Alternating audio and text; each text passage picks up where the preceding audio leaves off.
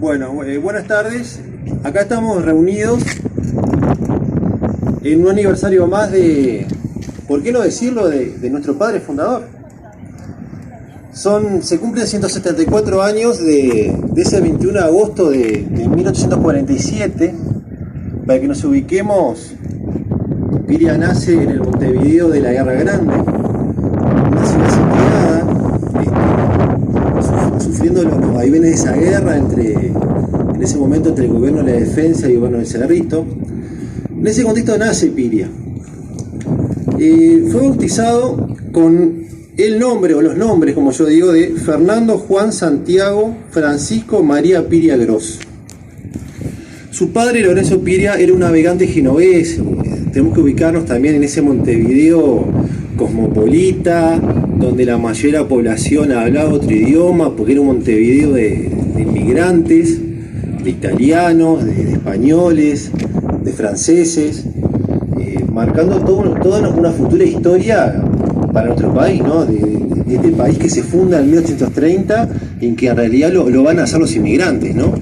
Y Piria formó parte de esa cultura de familias inmigrantes y emprendedoras. Su madre, Serafina Grosso, si bien también se le ubicaba como genovesa, las fuentes históricas hablan que en realidad ella sería nacida en Niza, ¿no? Pero estamos hablando que una vinculación de Piria con esa zona de Europa, ¿no? Del norte de Italia, la costa mediterránea, Génova, Niza, que creo que lo vemos nosotros en este balneario, ¿no? Que cuando muchos historiadores, expertos en urbanismo, claramente señalan que Piriápolis está diseñado como un balneario de la costa azul mediterránea, ¿no? Bueno, ahí nace Piria. No sabemos por qué, no sabemos a qué edad, pero ya chico Piria se va a Italia. Se dice que ahí fue educado y fue criado por un tío en las proximidades de la zona de Génova, concretamente en la villa de Diano Marina. Según Piria, él a los 13 años vuelve, solo. Yo tengo acá apuntado, según lo que él cuenta, en el velero Roca, bajo la vigilancia del propio capitán de la nave. Él con 3 años viene para acá. Hay mucho vacío histórico sobre, qué fue de él en esos años. Se dice que se conchabó como peón en una estancia. Él mismo cuenta que también sufre el vaivén de las guerras civiles que asolaron a nuestro país, ¿no? Y que marcó su propio nacimiento de alguna manera. Y en 1863 él narra que entró en el tercer batallón de guardias nacionales y participó en varios combates en las guerras civiles que llenaron de sangre a nuestro país. En esos difíciles tiempos es que Piria lo tenemos ya en 1867 con 20 años, ¿no? Fíjense la edad, ¿no? Con 20 años, en el llamado Mercado Viejo, que era donde hoy sería la Plaza Independencia, que todavía estaban los restos de la antigua ciudadela. Ahí ya lo vemos a Piria trabajando como rematador. Ya tiene su emprendimiento, hace remates, era muy conocido por su propaganda para poder vender, por su calidad como vendedor, y ahí empieza su actividad comercial. Ahí seguramente Piria empezó un poquito a crecer económicamente, como el Montevideo de esa época empieza a crecer. Son los tiempos de la guerra del Paraguay, donde el puerto de Montevideo empieza a aumentar su tráfico comercial, porque empieza a operar como una especie de base de apoyo para las actividades militares que habían en Paraguay, y empieza a desarrollarse mucho la economía comercial en esa zona. Ahí empieza Piria su actividad comercial.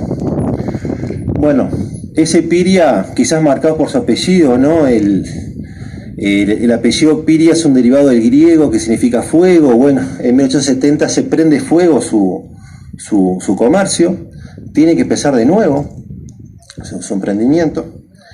Y ya en 1874 Piria empieza su experiencia como rematador de terrenos. Empieza a comprar terrenos, yo tengo apuntado acá. Su primer remate es cerca de la localidad de Las Piedras, donde crea el barrio Recreo. Y empieza esa política piriana, como yo digo, de de ver que una oportunidad para hacer negocios con los remates, sí, seguramente, pero también una oportunidad para todas esas familias inmigrantes de las que él formó parte de alguna manera, de esos inmigrantes extranjeros, de darles la oportunidad de ser propietarios, de transformar este país, y Piria fue parte importantísima de eso, en un país como lo es el nuestro, un país de clase media. Y ahí Piria es considerado el pionero en la parte de rematar solares a largo plazo. Ustedes miran los remates de Piria. Piria fue fundador de más de 70 barrios en Montevideo. Más o menos estamos hablando entre 1874 y 1915 aproximadamente. Se considera que hay 70 barrios en Montevideo que él compró los terrenos, los fraccionó, los vendió en solares y empezó vendiendo a 40 meses. Después ya lo empezó a vender a 30 años. Eso permitió que muchas familias de inmigrantes pudieran pagar esos solares y tener su propiedad y luego su casa propia. En 1867, cuando modestamente empieza, ¿no?, con el tema de los remates, lo tenemos en la Ciudad Vieja con otro local, en la esquina de la calle 33 y Rincón, un taller de ropa confección. Otra vez Piria mirando a la clase media. El mandarse a confeccionar ropa, salía caro, ¿no? Y él empieza también con esa pequeña experiencia de, vamos a confeccionar ropa para la gente más humilde, ¿tá? Empieza a mirar a esa gente, ¿no? Los remates, ¿no? Y empieza a ganar dinero. Y en 1878 empieza a crecer más el tema de los remates. Por una reforma que se hizo en Montevideo, aparece Reus, aparece Piria como los grandes rematadores y fundadores de barrios, como le dije, más de 70 barrios. El propio Piria es considerado fundador de su primera experiencia de fundar una ciudad de alguna manera, y directamente es lo que conocemos como Joaquín Suárez en Canelones.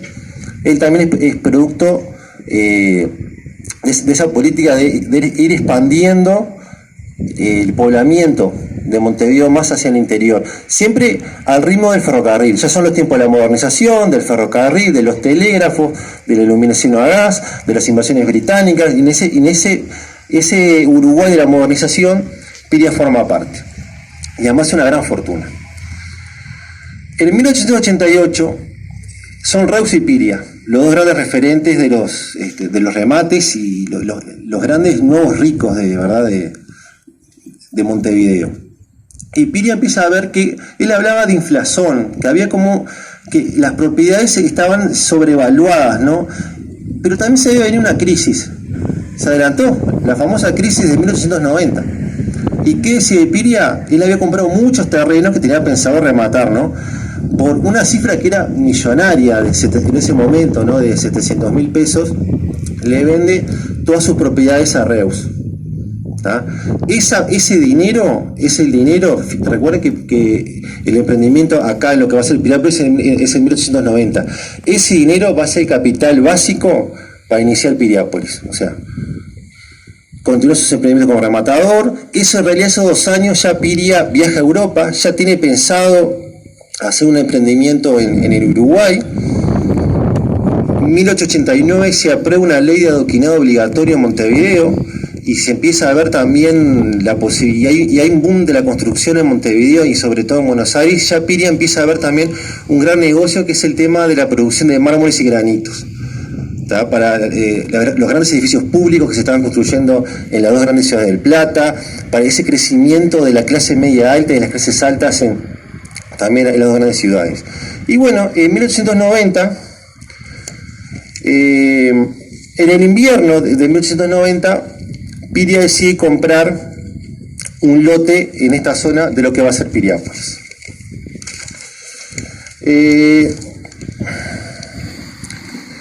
Esas tierras, 2.460 cuadras, o para hablar más claro, 1.825 hectáreas, pertenecían a Anicio Olivera, que para que ubiquen era la hija de Leonardo Olivera, ¿no?, el llamado Señor del Este, uno de los grandes lugartenientes de Artigas.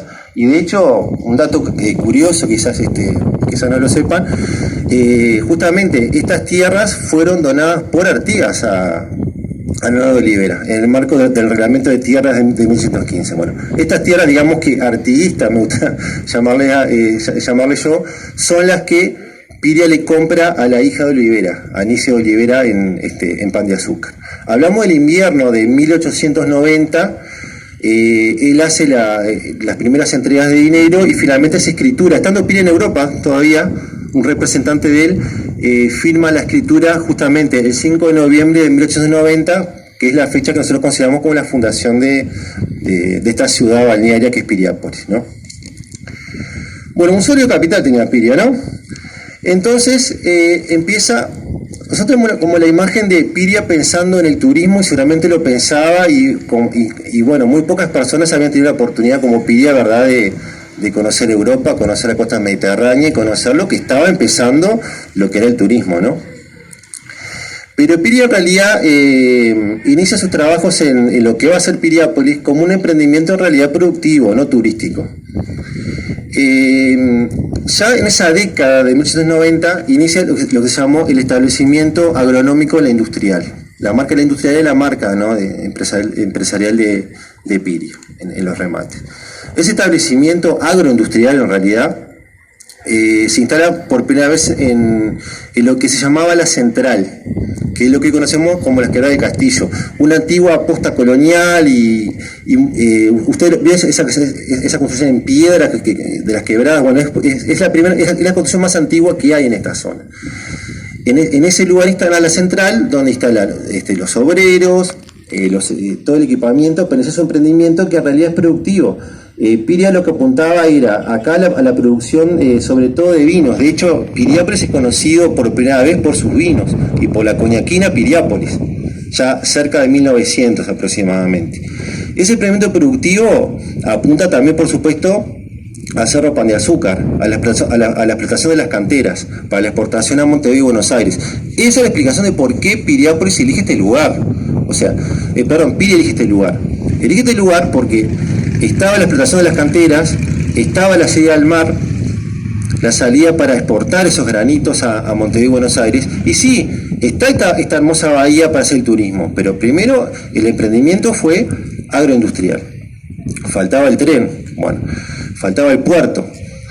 En 1907 ya Piria consigue la autorización oficial para operar un puerto en esta zona, puerto natural que ya existía desde los tiempos coloniales, y para emprender un ferrocarril privado en esta zona. Y ya antes empezó con el turismo. A partir de 1900 ya Piria empieza a proyectar esta zona como turística. En 1905 inaugura lo que tenemos acá, el Hotel Piriápolis, que es considerado el primer gran hotel de la costa este del Uruguay, antes incluso que el Hotel Biarritz de Punta del Este, hotel que a veces pensamos en el argentino, pero ya el llamado Hotel Piriápolis estaba preparado para baños de mar, ¿tá? Cosa que por supuesto se va a expandir luego con la propuesta del Hotel Argentino. Un Piriápolis que está pensado para el turismo, es cierto, para el turismo de élite, para el turismo de montevideano y sobre todo para el turismo de Buenos Aires, para el turismo porteño. Por eso el nombre después del Hotel Argentino, por eso el nombre de las Ramblas Argentinos, por eso ustedes vieron que muchas calles de Piriápolis llevan nombres que tienen que ver con la historia argentina. Sí, un balneario pensado para esa gente, pero Piria no se olvidaba de ese público con el que él amasó una fortuna y ayudó a crecer y transformarse en clase media, ese público obrero, de inmigrantes, ¿no? Y entonces Piria también funda 2 hoteles para las clases medias, ¿tá? El Hotel Miramar, lo que hoy es el Hotel Select, y el Hotel Solesi. Y ese balneario empieza a crecer. Tengo acá algunas fechas. En 1911, aunque el puerto no está terminado, ya empieza a operar los primeros vapores con una capacidad de 100 toneladas que podían empezar a transportar los granitos, sobre todo, insisto, para Montevideo y Buenos Aires. Él mismo compra una goleta, la goleta Piriápolis, que operó sobre todo en la década del 20 con la misma función. En 1916 ya el tren estaba operando, porque ya las líneas férreas llegan a Pan de Azúcar y instala un tren de trocha angosta, que ustedes conocen, que duró hasta el año 59 en Piriápolis, que salía de Pan de Azúcar, iba hasta las canteras, pasaba por el castillo, hacía una diagonal y llegaba hasta Piriápolis y recorría toda esta zona y iba hasta el puerto de Punta Fría. Con el objetivo, es cierto, productivo, como les dije, de llegar hasta el puerto, pero ya empieza a cumplir un fin turístico, ¿no? De traer el turismo que llegaba hasta la estación Pan de Azúcar, traer el turismo que ya empieza a llegar en el vapor de la Carrera, en la década del 20, que llegaba al puerto y el tren los transportaba en unos vagones abiertos hasta los hoteles que había en el balneario. Tenemos también el primer remate que hace Piria, me voy para atrás, en 1912 de solares. Se empiezan a construir los primeros chalets en el balneario y ese Piriápolis empieza a crecer, empieza a llegar el turismo.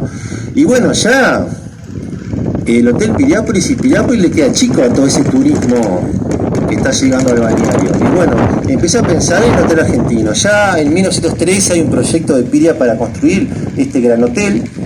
Se imaginan que queda truncado por la Primera Guerra Mundial, que iba a complicar importar todo lo que tenía pensado traer de Europa a Piria. Anécdota, también la Primera Guerra le complica al principio el uso del tren porque se dificultaba la importación de carbón de Europa, por eso empieza a utilizar la leña de los eucaliptos que también plantó Piria en este balneario.